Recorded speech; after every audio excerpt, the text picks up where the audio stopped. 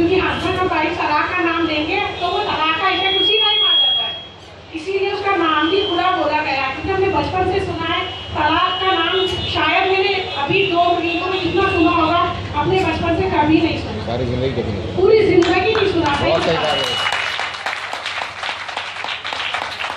और जब भी सुनो तो यही होता है ये मुसलमान औरतें बुर्खा पहन के आ जाती है, लेकिन ये नहीं पता कि राइट में सच में वो मुस्लिम है।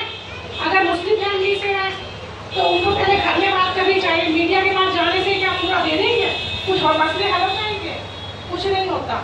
ये सारी गलत चीज़ें समझ में नहीं आ रहा, मतलब मेरे सही भी हो सकती है, गलत भी हो सकती है, मतलब उनके इसके पीछे ये नहीं पता चल रहा मेन तलाक का पर्पस है कुछ और है उनका, या कुछ और फैलाना है,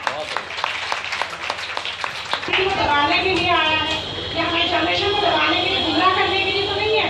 क्योंकि इतने सालों में कभी किसी ने तलाक के ऊपर इतना डिस्कशन नहीं करा जितना 2 महीनों में इतना डिस्कशन हो रहा है। हमारे बच्चे हमसे पूछते हैं, बहुत छोटे हैं, हम तलाक क्या होता है, हम क्या बोले उनसे, क्या बताएं, अपने हस्बैंड से